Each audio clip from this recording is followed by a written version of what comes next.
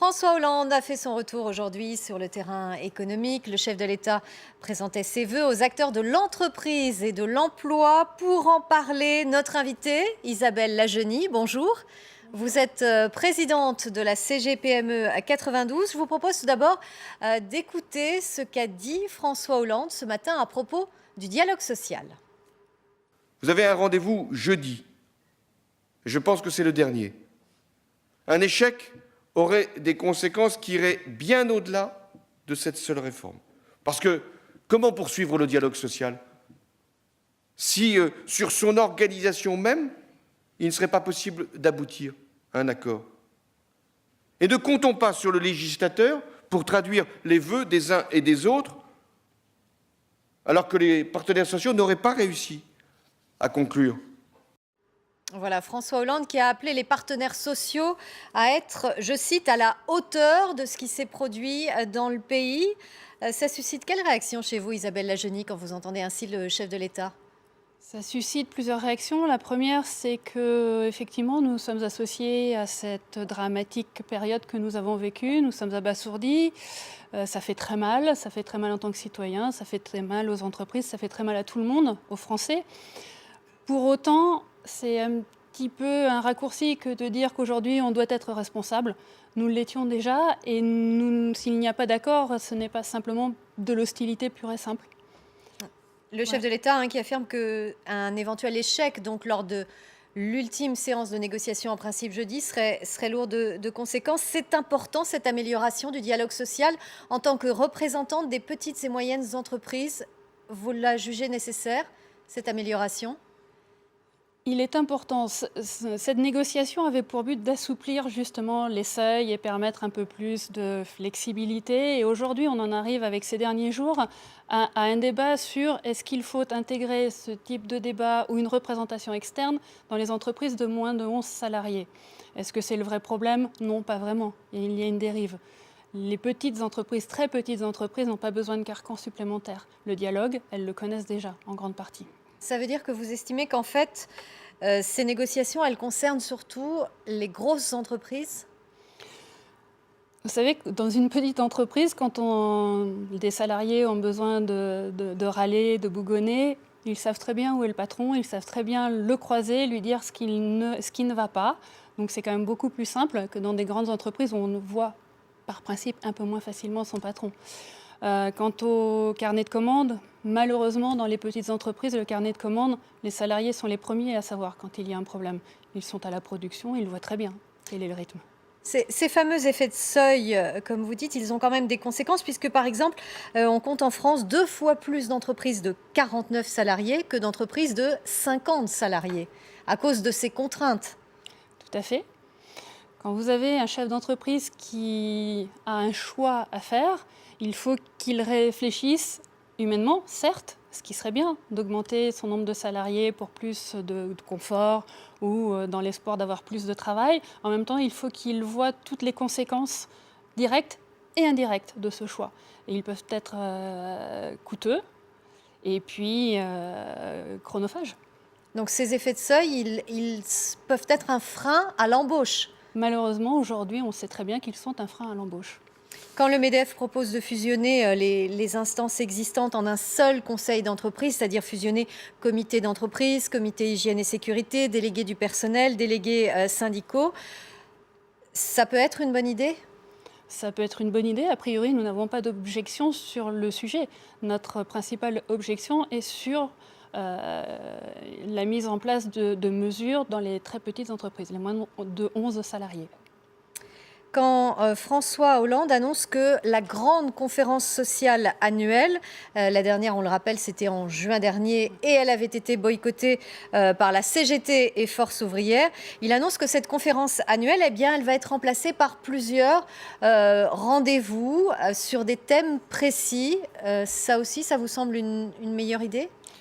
Je pense que ça peut être une meilleure idée en ce sens qu'elles seront beaucoup plus thématiques. Et donc, on pourra peut-être en espérer plus de réactivité et plus de mise en place réelle sur le terrain. Quand vous entendez que le président François Hollande a gagné 21 points sur le plan politique, mais aussi, et pourtant on n'a pas beaucoup parlé économie ces derniers jours, et on attend même encore des chiffres du chômage, on apprend que le chef de l'État gagne aussi 7 points en ce qui concerne son action économique et sociale. Vous pensez que c'est justifié ? Et c'est peut-être que quand on n'en entend pas parler, on gagne des points dans les sondages. Ça ne résout pas le problème. L'économie n'a pas changé, les carnets de commandes n'ont pas changé. Malheureusement, les chiffres dans l'emploi, très certainement, ne seront pas très bons. Donc rien n'a changé. Et si vous regardez les différents sondages qui ont eu lieu, les chefs d'entreprise sont plutôt, dans l'ensemble, pessimistes sur le sujet. Et vous, vous êtes plutôt pessimiste ? Sur l'évolution aujourd'hui, je trouve, oui. C'est-à-dire, il y a beaucoup de choses. Alors, donnez-nous des exemples, par exemple, qui concernent ces petites et moyennes entreprises. Ces petites et moyennes entreprises. Aujourd'hui, nous avions parlé la dernière fois d'un compte temps pénibilité. Aujourd'hui, il doit être mis en place. Il est mis en place. Nous, la CGPME, nous avons envoyé à tous nos adhérents, on va dire, un kit de mise en place. On sait très bien que c'est quasiment infaisable et on s'attend à ce qu'il y ait des catastrophes, que ce soit au prud'homme ou de relations sociales avec les salariés, de la même manière, parce qu'on ne sait pas bien comment on va la gérer. Et pourquoi c'est plus difficile à mettre en place dans ces entreprises de plus petite taille ? De petite taille, généralement, il n'y a pas de spécialiste ressources humaines. C'est le chef d'entreprise qui gère. C'est le chef d'entreprise qui doit tout gérer ? C'est le chef d'entreprise qui doit tout gérer. Alors, il a des assistants, il a généralement un ou une assistante, mais ce n'est pas forcément des spécialistes de la relation humaine. C'est le chef d'entreprise qui mène ses hommes, ses équipes dans le travail. Donc aujourd'hui, il faudrait, pour être très sérieux, il faudrait quasiment qu'ils embauchent une personne. On fait comment pour embaucher une personne dans ces cas-là ? C'est un coût supplémentaire. Donc ce sont toujours des coûts supplémentaires. Et c'est en ce sens qu'on dit stop.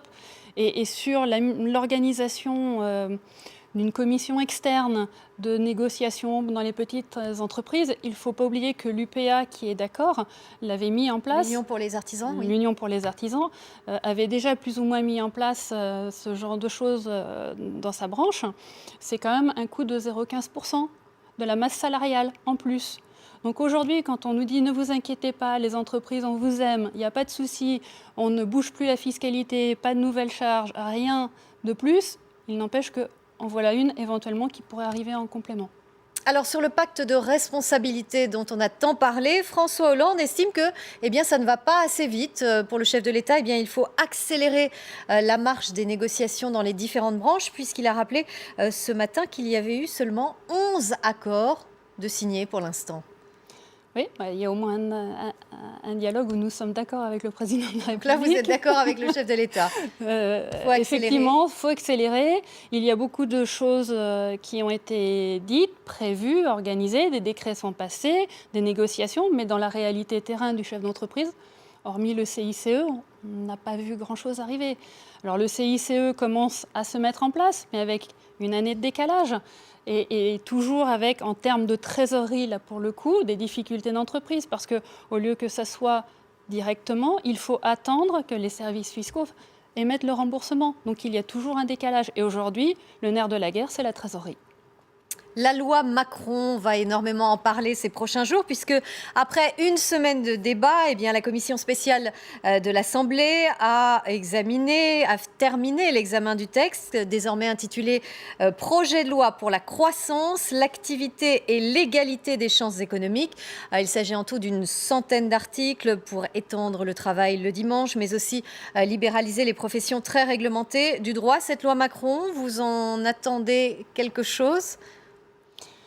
Forcément, nous en attendons quelque chose parce que je pense qu'il faut le soutenir en ce sens qu'il essaie d'aller vers la réalité objective du Apparemment, terrain. Emmanuel Macron a beaucoup écouté les députés. Il a dit lui-même qu'il avait énormément appris auprès des députés la semaine dernière. Je pense qu'effectivement, il y a un rapprochement vers le terrain, vers les réalités, vers les difficultés. Nous ne sommes pas forcément d'accord sur tout. Les difficultés d'ouverture le dimanche. Le travail le dimanche, oui. C'est pas forcément passer dans les zones 12 dimanches voilà, dans les zones touristiques. Oui, dans toutes les zones, partout où laisser le maire choisir, c'est peut-être un peu compliqué. C'est peut-être difficile de généraliser pour tout le monde. Mais il y a des commerçants qui peuvent y être favorables tout de même. Il y a des commerçants qui peuvent y être favorables dans certaines zones, très certainement.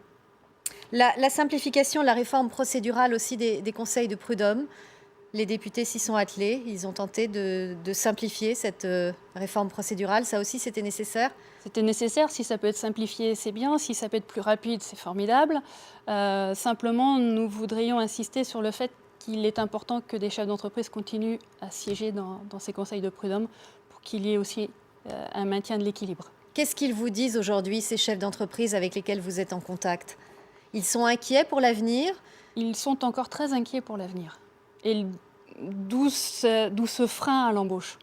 Aujourd'hui, il est très difficile pour un chef d'entreprise de dire « je prends le défi, le pari d'embaucher », sachant qu'il est effectivement très facile d'embaucher. Malheureusement, quand il y a des soucis de bons de commande, de trésorerie, de difficultés dans l'entreprise, c'est très compliqué de débaucher. Et ce manque de flexibilité, pour un chef d'entreprise, aujourd'hui, c'est un véritable frein. Donc toujours ce souci de remplir les carnets de commandes. L'économie n'a pas changé et une entreprise, je vous promets qu'un chef d'entreprise, quand il a des bons de commande, un carnet de commandes rempli et qu'il a du travail, rien ne l'arrête et il peut embaucher 1, 10, 20 personnes, c'est pas un problème. Merci Isabelle Lagenie d'être venue sur ce plateau de LCI témoigner donc pour la CGPME. Je rappelle que vous représentez la CGPME des Hauts-de-Seine.